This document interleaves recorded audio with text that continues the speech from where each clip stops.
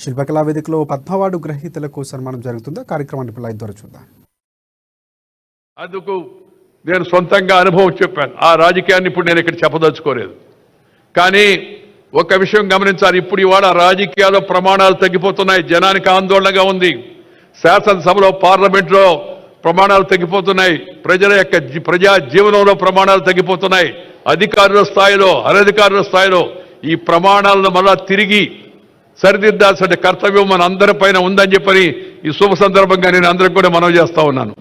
ఆ మధ్య కొందరు అడిగారు ఒక మీటింగ్లో నన్ను, సోదరిమణులు, సార్ భలే భయంకరంగా ఉంది సార్ పరిస్థితి, ఏముందమ్మా అంటే అది వినాలంటేనే మీరు టీవీ పెడితే రేడియో పెడితే చూద్దామంటే అది పెడితే ఆ మాటలు బూతులు మాట్లాడుతూ ఉన్నారు సార్ ఎమ్మెల్యేలు అని చెప్పని. నేను చెప్పానమ్మా దానికి సమాధానం మీ చేతిలో ఉందని.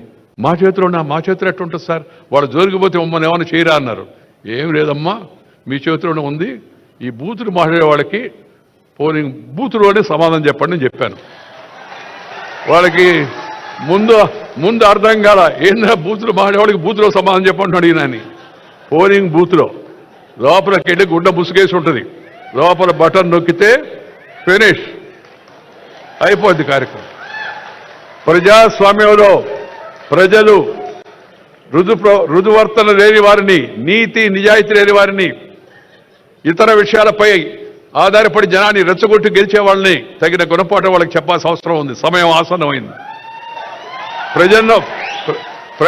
ప్రజలు మంచిగా ఉండేటికి ఎన్నుకులను కానీ ఎన్నుకుంటే ప్రజలకు కూడా మంచి జరుగుతుంది. కులం పేరుతో, మతం పేరుతో, వర్గం పేరుతో, వర్ణం పేరుతో, జిల్లా పేరుతో, భాష పేరుతో జనాన్ని చీల్చే ప్రయత్నాలు చేయకూడదు. అందుకని నేను ఎప్పుడు ఒక మాట చెప్తుంటాను, ఆ మాట చెప్పి ముగిస్తాను.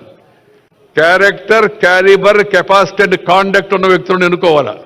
4 Cలు character, calibre, capacity and conduct ఉన్న వ్యక్తులను ఎన్నుకోవాలా. రాజకీయంలోనే కాదు ఏ రంగంలోనైనా సరే అలాంటి వాళ్ళని ప్రోత్సహించాలా.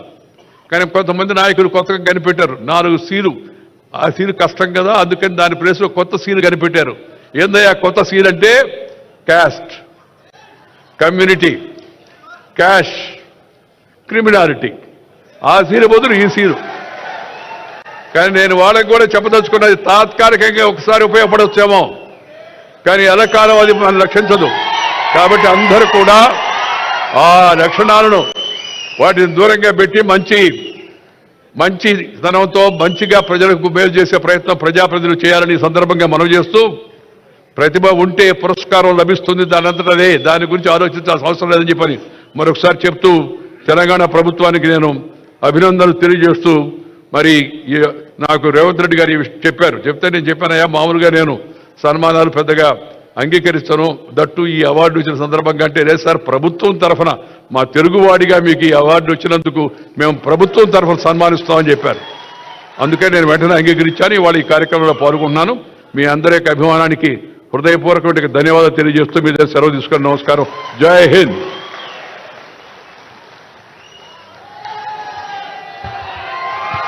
ఆంధ్ర నిఘంటువు గౌరవనీయులు వెంకయ్యనాయుడు గారు ఇంగ్లీష్ డిక్షనరీ జయపాల్ రెడ్డి గారిని కూడా గుర్చేశారు వేదిక పైన.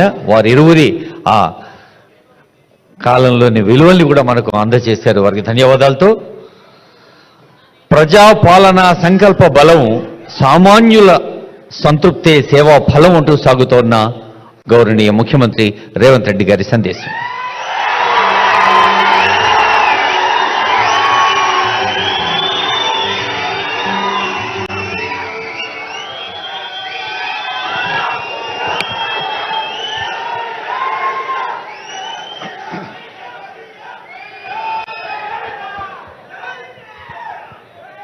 సభాధ్యక్షులు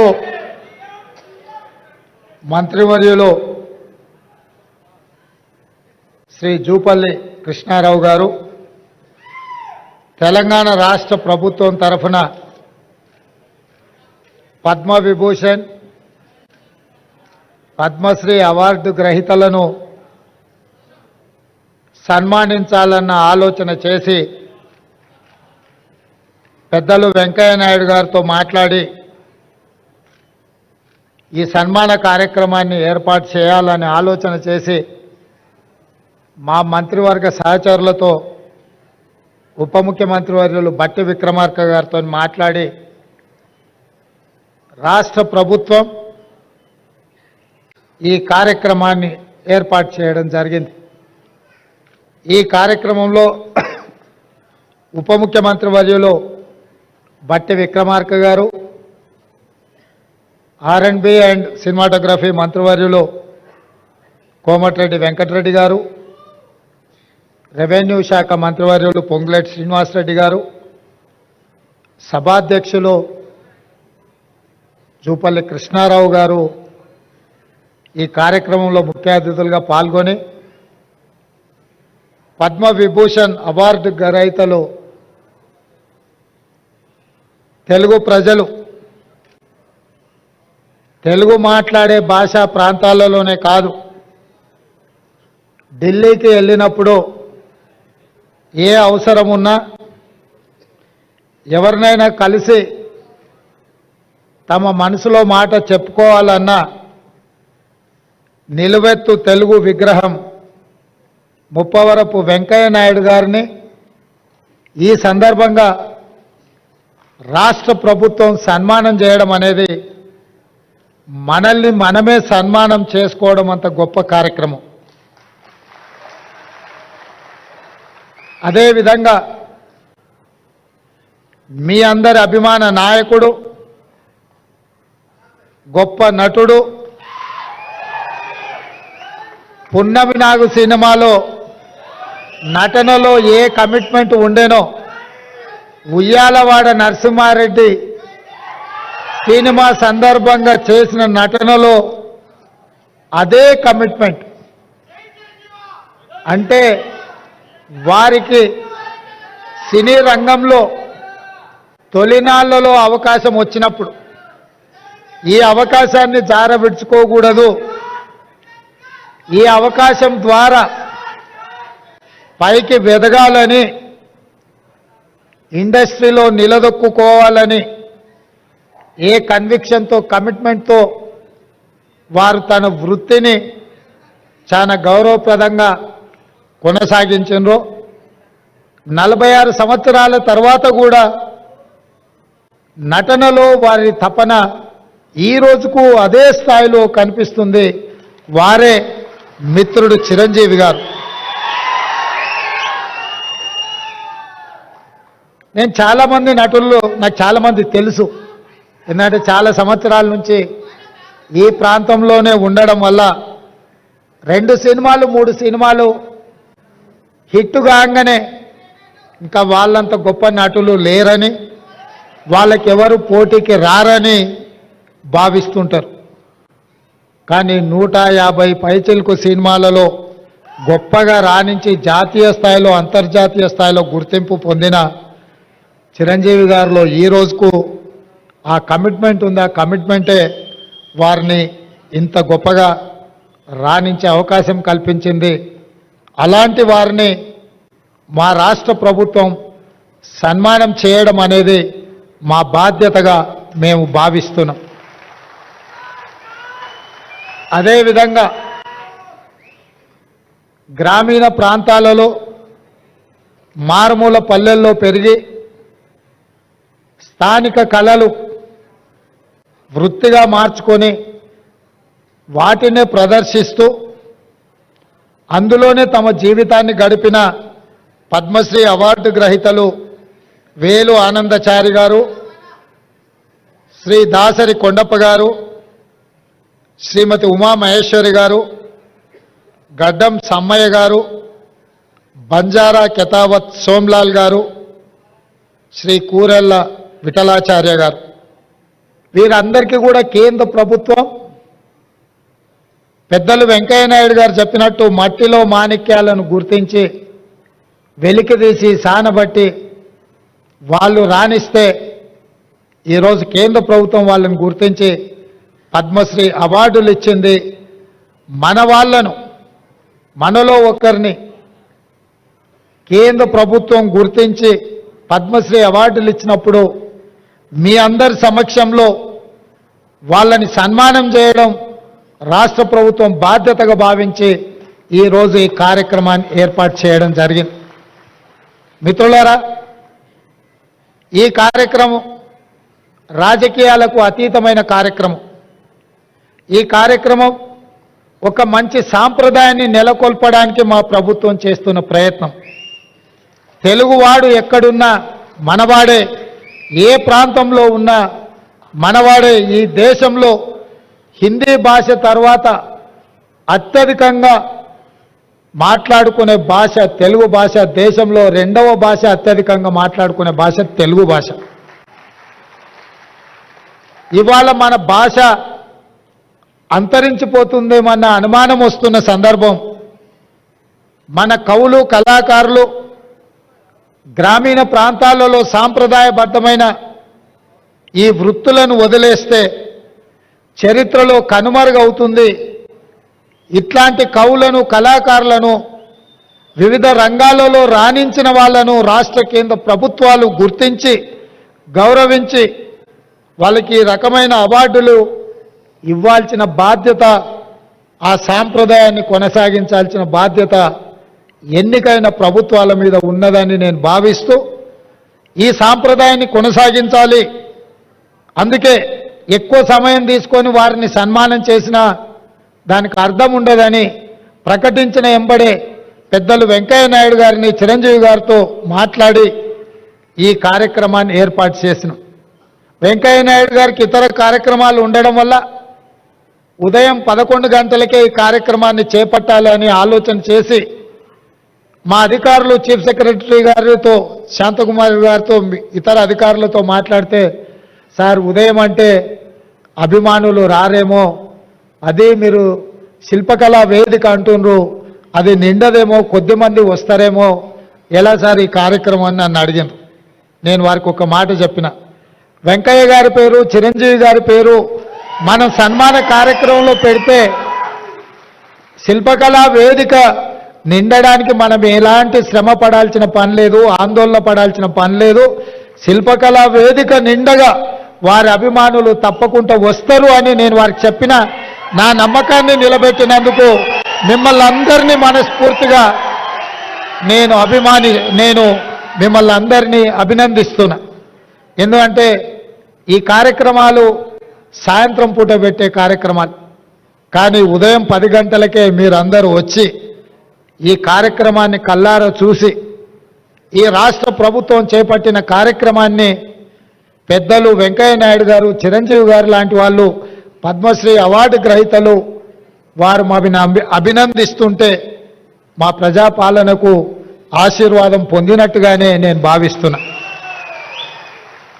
అదేవిధంగా ఒక మంచి సాంప్రదాయానికి పునాదులు వేయాలన్న మా ఆలోచనను మీరందరూ మనస్ఫూర్తిగా బలపరిచినందుకు మిమ్మల్ని అందరినీ కూడా నేను అభినందిస్తున్నా. ఈ కార్యక్రమంలో పద్మశ్రీ అవార్డు గ్రహీతలు కవులకు కళాకారులకు జీవితంలో వయసు మీద పడ్డ తర్వాత వెనక్కి మళ్ళీ చూసుకుంటే చప్పట్లు దుప్పట్లే మిగులుతున్నాయి తప్ప ఇంటి ఖర్చులకు కూడా వెళ్ళని అత్యంత దుర్భరమైన పరిస్థితులు గ్రామీణ ప్రాంతాల నుంచి వచ్చిన కవుల కళాకారుల పరిస్థితి. అందుకే ఈ రాష్ట్ర ప్రభుత్వం ఆలోచన చేసి మా మంత్రివర్గ సహచరుల అనుమతితో ప్రతి ఒక్క పద్మశ్రీ అవార్డు గ్రహీతకు 25 లక్షల రూపాయల నగదు బహుమతిని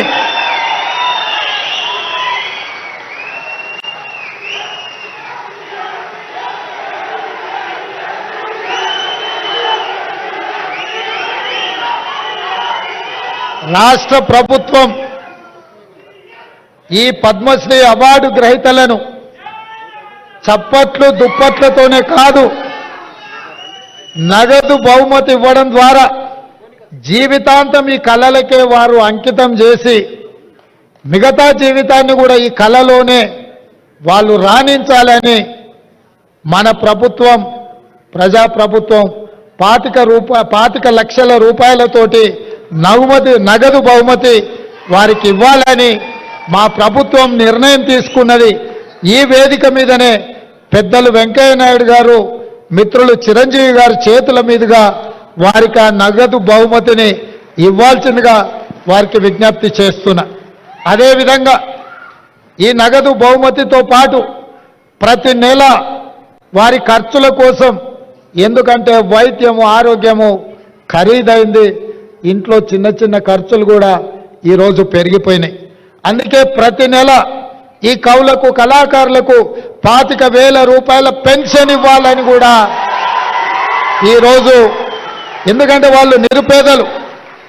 దాసరి కొండప్పని చూసింది కదా, మా జిల్లా వాడు, నా పక్కనే దామరగిద్ద మండలం, అత్యంత పేద కుటుంబం నుంచి వచ్చింది. వాస్తవంగా మనం ఇట్లాంటి అవార్డులు రివార్డులు ఇవ్వాలన్నా వాళ్ళు అక్కడి నుంచి ఇక్కడికి కారులోనో కావలసిన వాళ్ళని తీసుకొని ఇంత దూరం రావాలంటే కూడా తవ్వ ఖర్చులు కూడా కష్టంగా ఉండే పరిస్థితులు. ఇట్లాంటి పరిస్థితుల్లో వీళ్లను గౌరవించడం, వారికి ప్రతి నెల 25,000 రూపాయల పెన్షన్ ఇవ్వాలన్న ఆలోచన మా పెద్దలు హనుమంతరావు గారి అనుమతితోటి వారికి ప్రతి నెల 25,000 రూపాయలు ప్రభుత్వం నుంచి పెన్షన్ లాగా వారికి ఇవ్వాలి అని చెప్పి మా ప్రభుత్వం నిర్ణయం తీసుకున్నది. మిత్రులారా, నేను ఒకే ఒక్క మాట ఈ వేదిక మీద నుంచి చెప్పదలుచుకు, సాంప్రదాయాలను గౌరవించాల్సి వచ్చినప్పుడు, మన భాషను, మన సంస్కృతిని, మన సాంప్రదాయాలను కాపాడుకోవాల్సి వచ్చినప్పుడు అన్నిటినీ పక్కన పెట్టి మనందరం ఏకం కావాల్సిన అవసరం ఉన్నది. మనం అలా కలిసిపోయి కార్యక్రమాలను చేపట్టకపోతే కాలగర్భంలో మన భాష, మన సంస్కృతి కలిసిపోయి, ఒకప్పుడు తెలుగు భాష ఉండే, ఒకప్పుడు ఇలాంటి కవులు కళాకారులు ఉండే అని లైబ్రరీలో చదువుకునే పరిస్థితులు వస్తాయి. అలాంటి పరిస్థితులు రాకుండా ఉండాలి అని అంటే రాజకీయాలకు అతీతంగా సాంప్రదాయాలను కాపాడడానికి మనమందరం కూడా కృషి చేయాల్సిన అవసరం, బాధ్యత ఉన్నది అని చెప్పి నేను భావిస్తున్నా. తప్పకుండా పెద్దలు వెంకయ్య నాయుడు గారు చెప్పకనే కొన్ని అంశాలను వారు ప్రస్తావించారు. ఎందుకంటే నేను విద్యార్థి దశ నుంచి, వారు మాకు బాగా తెలుసు, వారి దృష్టిలో విద్యార్థి దశ నుంచి నేను ఉన్నప్పటి నుంచి కూడా వారి దృష్టిలో నేను ఉన్నాను. అక్కడి నుంచి ఇక్కడి వరకు రాజకీయ పరిణామ ఎదుగుదల వారు చూస్తూనే ఉన్నారు.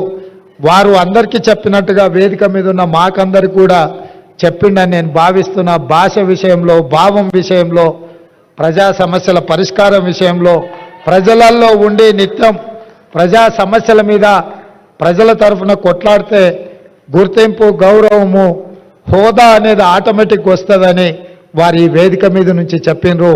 ఇది రాష్ట్రంలో రాజకీయాలలో రాణించాలనుకునే వాళ్ళు తప్పకుండా రాజకీయాలకు రావాలి.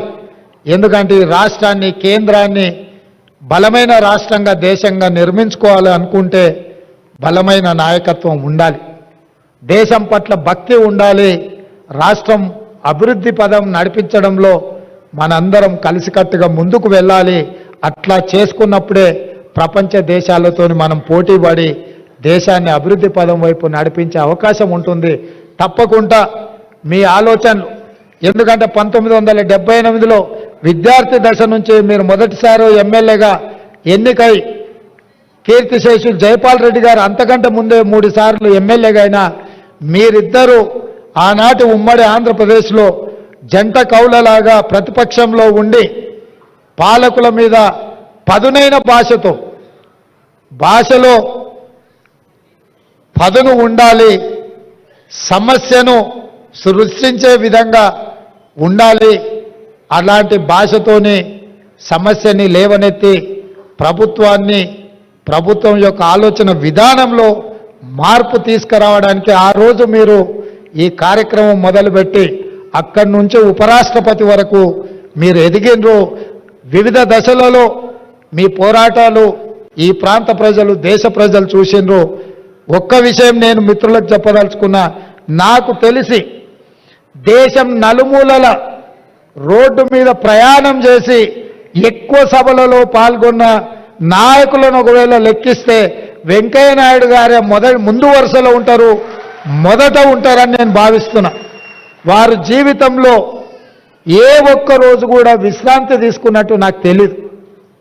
దేశం నలుమూలల ప్రజా సమస్యల మీద వారు ఎన్ని వందల కిలోమీటర్లున్న రోడ్డు ప్రయాణం చేసి తప్పకుండా కార్యక్రమాలను, పిలిచిన ప్రతి కార్యక్రమానికి సమయానికి హాజరవ్వాలన్న ఆలోచనతోటి వారు సేవలు అందించారో వారు ఈ దేశానికి రాష్ట్రపతి అవుతారని నేను భావించిన, భవిష్యత్తులో ఆయన ఉపరాష్ట్రపతి తర్వాత రెండవ తెలుగువాడుగా ఆనాడు నీలం సంజీవరెడ్డి గారు రాష్ట్రపతి అయినరు.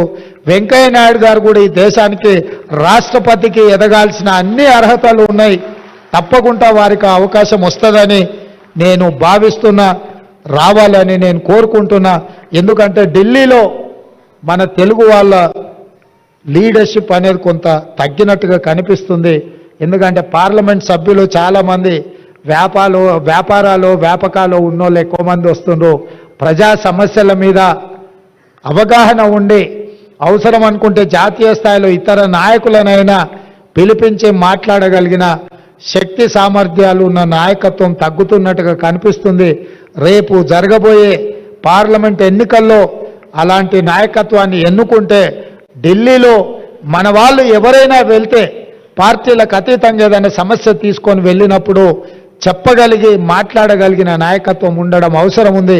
రాబోయే పార్లమెంట్ ఎన్నికల్లో అలాంటి నాయకులను గెలిపించాల్సిందిగా కోరుకుంటూ మీ అందరి దగ్గర సెలవు తీసుకుంటున్నా. ధన్యవాదాలు మిత్రులారా. ధన్యవాదాలు సార్. గౌరవనీయులైన ముఖ్యమంత్రి గారు, గౌరవనీయులైన వెంకయ్యనాయుడు గారు, చిరంజీవి గారి చేతుల మీదుగా ఈ 25 లక్షల రూపాయల